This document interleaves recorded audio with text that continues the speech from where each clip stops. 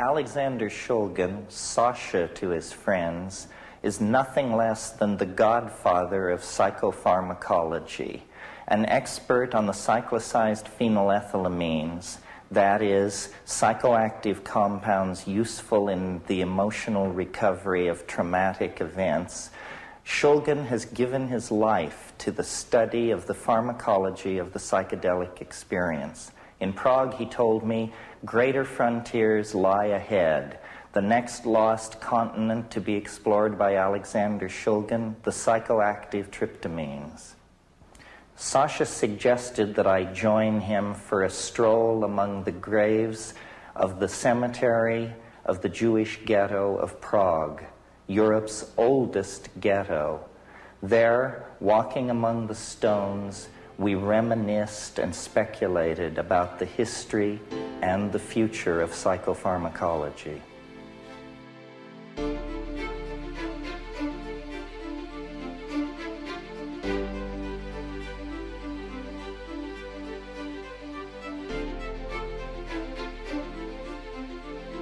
What do you make of your Russian colleagues here? I'm fascinated by what he's doing, and I'm intrigued by his ability to get out what he is doing into the West, because the status of a physician in Russia is not what we have come to respect in the West. You're talking about Yevgeny Krupensky. Yes. Mm-hmm. I imagine you don't view ketamine with... Well, how do you view ketamine? It's an anesthetic, and it's a dissociative thing, and it puts me out of body. It's very dissociative. It puts me out of mind. You're away, and I, frankly, with a full bladder, like being here. And you suddenly realize that someone has a full bladder, and at only one intellectual level you realize it's you. Yes. No, it's so seriously disassociated me that I felt it was a great victory when I finally realized that this was a drug. Mm-hmm. For a long time I couldn't figure out what it was or who was even asking the question. They kept calling it vitamin K, which is a fascinating euphemism for allowing to have some semblance of a food additive or a dietary supplement. But well, I had the interesting pleasure of being back at a big company in the East the day they had bought the rights to distribute ketamine. And I informed them, you do realize that ketamine is being made by Park Davis and shipped off to Mexico, and it's imported in liter bottles, all with a percentage of preservative, and comes right back into California in the trunk of the car. About 20 years ago, there was a class of compounds called quinupleidines. And for about 3 or 4 years, I just noticed that there's no publishing in the Russian literature whatsoever on the area of quinupleidines. And then all of a sudden, the Russian literature started publishing. And then we went into a sort of a gap.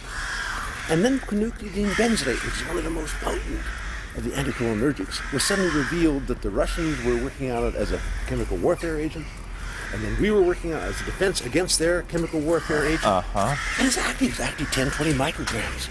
10, 20 micrograms. It makes you really wonky. It's like atropine. Delusion, confusion. Uh-huh. But they design these fantastic bombs that they can explode and send out millions of little hypodermic needles.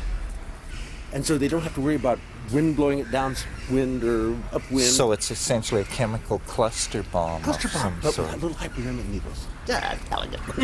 So that's probably in the inventory. It's already in the inventory. Uh-huh.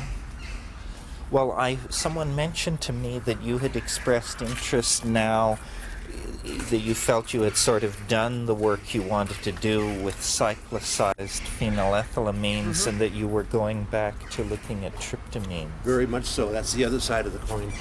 It's this rich and unexplored areas that phenethylamines were 20 years ago. So are you going to illuminate it for us? Oh, absolutely. I've already made the T-butyl methyl. Isopropyl methyl is well known, but the secondary butyl methyl is not known. They're all active by smoking. Uh-huh. And what are they? Could you, in a blind test, pick one out from another, or are they sort of... Don't know yet. I don't know yet. I doubt it somehow. I think they're all going to be fast, impactful, and all very much like DMT. Duration-wise or presentation-wise? Probably perhaps a little bit more potent. A little bit more Yeah, potent? DMT is not that all-fired potent. It takes, 10, 20, 50, no more, 50, 100 milligrams. 50 to 70 and some of these we're milligrams. getting into maybe at 20 and 30 milligrams, but not active oral. You have to get up to a certain degree of shrubbery on the nitrogen to get oral activity. And how many of these compounds do you imagine there are that are simple Casually, variants? you can make 30, 40, 50. Why do you suppose it is that this fast-acting, easily manufactured, spectacular hallucinogen is so rarely met in the underground? I don't know. I've heard that it's there in some quantity. I heard about a seizure in Boston, I believe it was of ayahuasca. And they seized it on the basis that it contained DMT. Right, that was the Santo Daime people from Brazil. But, we live in a society where people jump out of airplanes and hang by bungee cords over bridges. And DMT, which is always described as an easy synthesis, It is extremely easy. is just not there. It violates one of these economic laws, basic laws, Gresham or Graham or somebody. Something that I've always wanted to ask you, which is, unlike me, you seem remarkably resistant to what I call the implications. I mean, how can you just do these things over and over again and not be nutty as a fruitcake? So? Well, are you? I think are so. you? I think I relaxed at any event. But unlike me, you don't feel the need to rave about that aspect of it. Not particularly. I'd rather quietly stay half in the closet and continue doing what I'm doing. But you've probably seen more uncharted internal landscape than half of mankind put together. I mean, that would not be an immodest claim. They're a little bit charted now. Well, Yeah. a very little bit. Very little, that's right. But the seeds are there to be used by anyone else. That's the reason for the book, just to get it all recorded into a documented form. But it always puzzles me. I mean, I think Hoffman and Wasson, and certainly to some degree Schultes, to some degree you, everybody says, well, I'm just a humble botanist, or I'm just a hard-working workbench chemist. Nobody wants to actually say, this must be very, very important. Because it's so uniquely beyond ordinary expectation. Important, yes, but the importance is going to take a long time to realize. What you can't build without the tools, and you have to have the tools, and these are the tools that allow the building to be done. I'm not a builder. I'm a tool maker. And that's probably one of the reasons I have not described a lot of landscapes. Others will see them differently.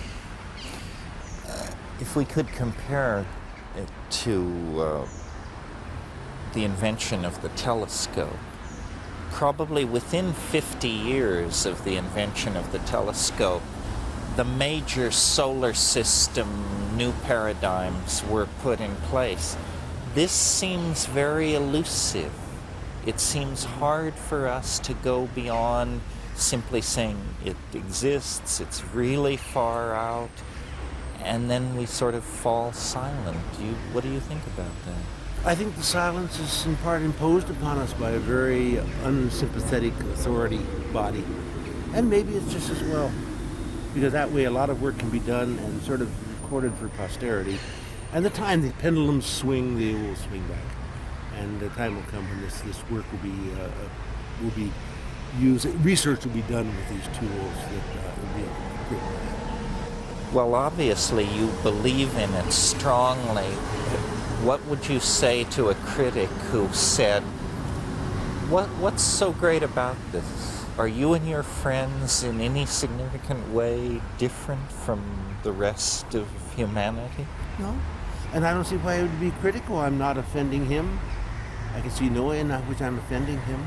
I'm quietly doing my little alchemist thing at home. But you really must think that it does make a difference. I think it does. I think it will. It will. I don't think it does now. So we really are cursed with being pioneers. Yeah. It's not so bad. No, it's not so bad. It has a nice. I mean, they'll nice feel to hang it. your picture in the main hall years hence and say, these were giants. I would rather have my picture hanging in the main hall than me hanging in the main Well, hall. some people manage both. Both. That's And you may end up that way, too. Oh, well, it's a short, happy life. It's kind of neat. Well, But this is your territory, too. What's your feeling? Do you feel that that's a fair... I think that I have always, from the very first psychedelic experience, had the uncanny intuition that, yes, this has been around for 50,000 years, but it's somehow going to be critically important in our lifetime, that we will need it for something, maybe just to think our way out of the mess that we're getting into. Well, okay. But if it's needed, we have it. Yes. That's the beauty. The tool is there for the time when the need is obvious. And this may be our lifetime. So essentially what you're doing is you're placing tools on the shelf. Screwdrivers for screws that haven't been invented made exactly yet. that. Except it's a good tool. Its use will depend upon someone who has that particular view of need. Well, it's a wonderful thing. Where do you hope to be in 10 years or so with all of this? Have you Probably starting on a third book. Do you think, I know you're working on a book about legalization and... Not actually. I'm working with a group who is more or less funded to make arguments that would be raised, to address arguments to be raised in the legalization process.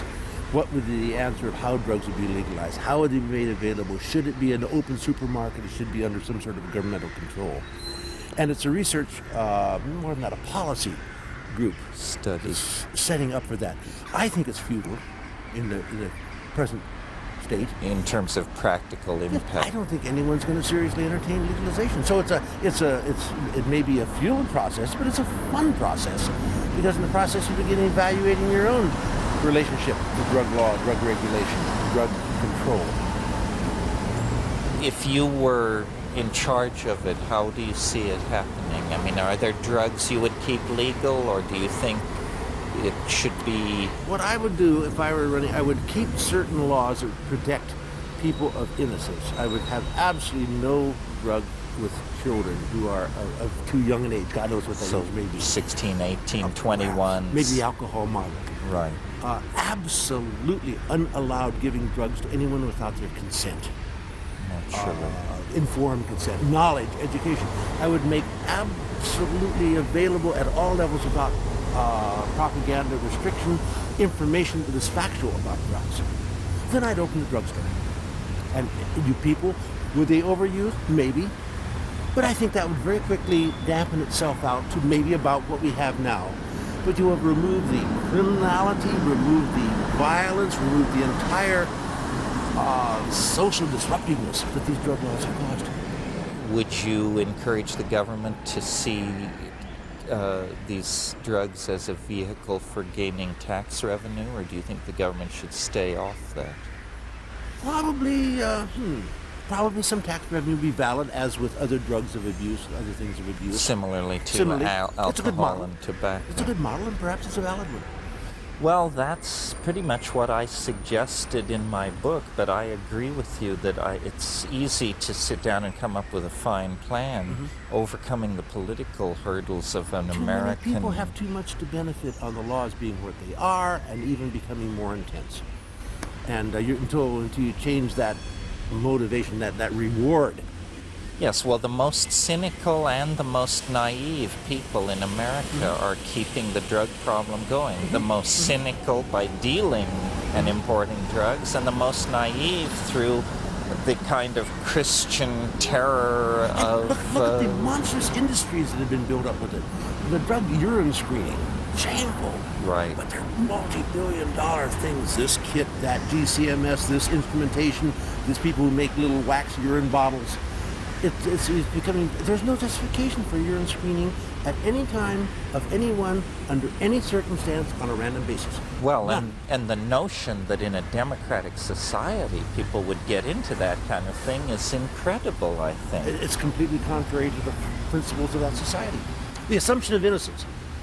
We blew it because it's not in the Constitution. Right. It should have been in it, but it wasn't. Right. But taking a urine sample on a random basis is an assumption of guilt. Well, but what is in the Bill of Rights is life, liberty, and the pursuit of happiness. Declaration of Independence. But that could be used as a sufficient basis it's a for self-image, and we should maintain it as such.